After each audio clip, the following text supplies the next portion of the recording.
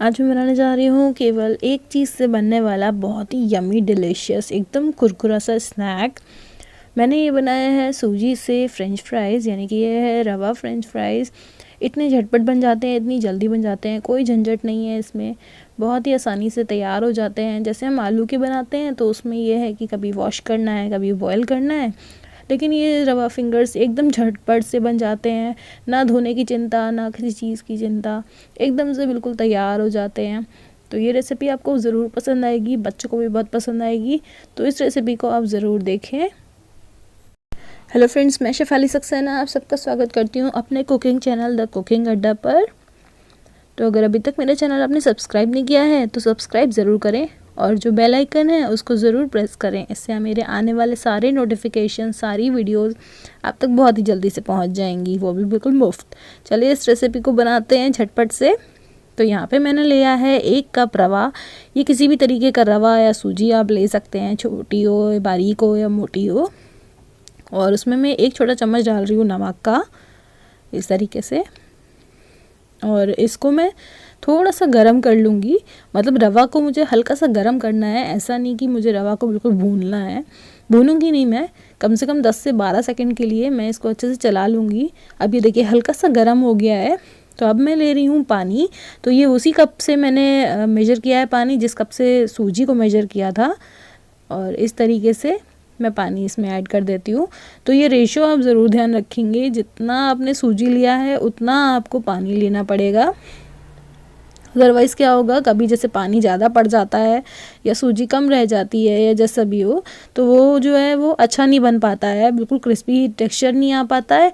और फिर जब हम बाद में उसको फ्राई करेंगे तो वो तेल पीना शुरू कर देता है। तो इस बात का ज़रूर ध्यान रखेंगे कि सूजी और पानी दोनों एक ही जैसा उसका रेशो होना चाहिए।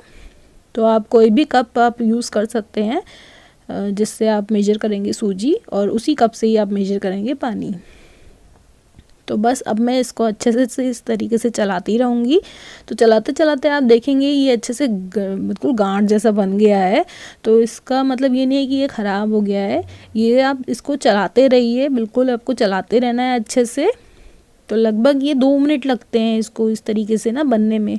एक आटे जैसा टेक्सचर आ जाएगा, एकदम आटे जैसा बन जाएगा। और ये जो साइड साइड से हैं ये आप इस तरीके से निकाल लीजिए, बहुत आसानी से निकल जाता है, ऐसा नहीं कि कोई गड़बड़ हो गई। इसलिए मैंने आपको फुल वीडियो दिखाई है, यहाँ पे कोई गड़बड़ नहीं हुई है। और इस तरीके से मैंने ये एक सार कर लिया है, जैसे आटा होता है इस तरीके का ये एक सार हो जाएगा। इस तरीके से आप देख रहे हैं बिल्कुल एक गट्ठा जैसा बन जाएगा। तो ये होना बहुत इम्पॉर्टेंट है, इससे क्या होगा, सूजी पक जाएगी अच्छे से और कच्ची नहीं रहेगी। तो बस अब आप देख रहे हैं कि इस तरीके से ये तैयार हो गया है। एक सार कर दिया है मैंने सारा ही सूजी को। अब गैस बंद कर देते हैं। और अब क्या करेंगे, इसको मैं इस तरीके से एक बोर्ड में निकाल लेती हूँ या एक किसी बाउल में निकाल सकते हैं। और इसको लगभग 2 से 3 मिनट, 4 मिनट ना आप ऐसे ही छोड़ दीजिए, ताकि ये थोड़ी ठंडी हो जाए। और मतलब बहुत ज़्यादा गर्म होगी तो आपके हाथ भी जल सकते हैं। तो आप इस बात का ज़रूर ध्यान रखेंगे, थोड़ी सी ठंडी हो जाने देंगे अब इसको हम। अब क्या करेंगे, इस तरीके से जब ये थोड़ी सी ठंडी हो जाएगी, ऐसे हाथ लगाने लायक हो जाएगी, तो अब मैं इसको मारना शुरू करूँगी।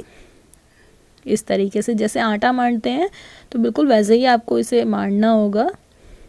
अच्छे से मार लीजिए, इससे क्या होगा, ये बिल्कुल स्मूथ हो जाएगा, जो कटा फटा है वो नहीं होगा।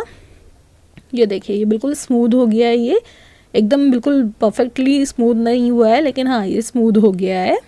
और अब थोड़ा सा ऑयल मैं इस तरीके से लगा लेती हूँ ताकि ये बोर्ड पे चिपके ना। और अब मैं इसको बेलन से बेलूँगी। तो बेलन को भी थोड़ा सा ना ग्रीस कर लेंगे और इसको इस तरीके से बेलना शुरू करते हैं। तो आपको इवनली इसको बेलना है अच्छे से, इस तरीके से अच्छे से आपको बेल लीजिए। जो साइड्स हैं वो मोटी ना रहे, एक ही जैसा सारे में होना चाहिए। तो इस बात का ज़रूर ध्यान रखेंगे आप, बिल्कुल इसी तरीके से।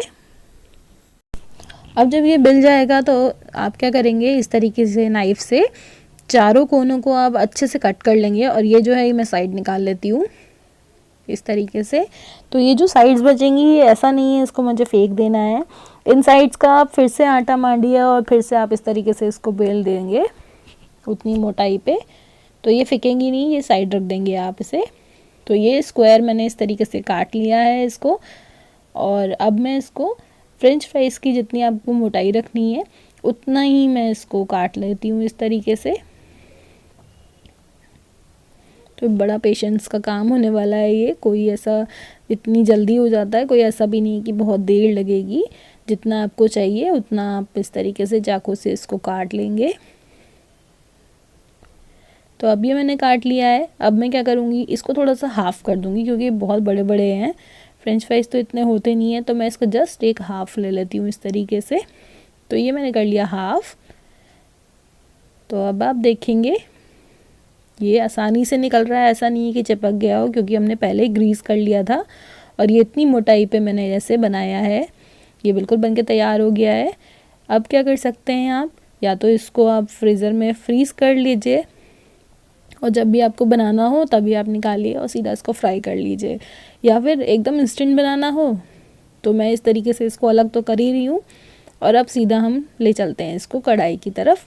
एकदम खौलता हुआ तेल होना चाहिए,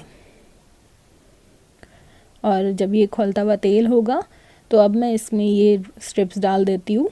तो तेज़ आंच पे आप ना तेल गरम कीजिए, वो मैं इसलिए कर रही हूँ ताकि अच्छे से जो है ना जल्दी एकदम से पकना शुरू हो जाए, क्योंकि ऑलरेडी सूजी पक चुकी है। तो अब हमें आउटर लेयर जो है उसको पकाना है और ताकि वो क्रिस्पी हो सके। तो मैंने सारे फ्रेंच फ्राइज़ इस तरीके से डाल दिए हैं, ऐसा नहीं कि आपको एकदम से सारे डालने हैं, थोड़ा थोड़ा करके भी आप डाल सकते हैं। और इसको बस आपको क्या करना है, हल्का हल्का सा ना चलाते रहना है ताकि ये जले ना नीचे से, या फिर एक सार ना हो जाए, इकट्ठे ना हो जाएं। तो आप जब चलाते रहेंगे तो देखेंगे थोड़ा थोड़ा ब्राउनिंग होनी शुरू हो गई है। आपको इसी तरीके से लगाना है, लगभग 4 से 5 मिनट लगे थे ये ब्राउन होने में और ये पूरी तरीके से फ्राई होने में।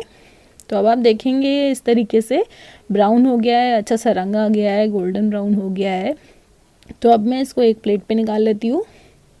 टिश्यू पेपर पे निकालने की ज़रूरत नहीं पड़ेगी, क्योंकि ये जो फ्रेंच फ्राइज़ हैं ये बिल्कुल भी ऑयल नहीं सोखते हैं। तो आप इसे मोमोज़ की चटनी हो या कोई भी सॉस हो उसके साथ आप इसको सर्व करेंगे तो बहुत ही यमी डिलीशियस लगेगा। इस तरीके से एक एक बिल्कुल फ्रेंच फ्राइज़ बिल्कुल क्रिस्पी है, ऐसा नहीं है कि कहीं छोटा बड़ा हो या ऐसा वैसा सा हो, एकदम क्रिस्पी हो रहा है ये देखिए, बिल्कुल एकदम क्रिस्पी और अंदर से बिल्कुल नरम। तो आप इस रेसिपी को ज़रूर खाइए, ज़रूर बनाइए और मुझे ज़रूर बताइए आपको ये रेसिपी कैसी लगी, और मेरे चैनल भी ज़रूर सब्सक्राइब करें। Thank you.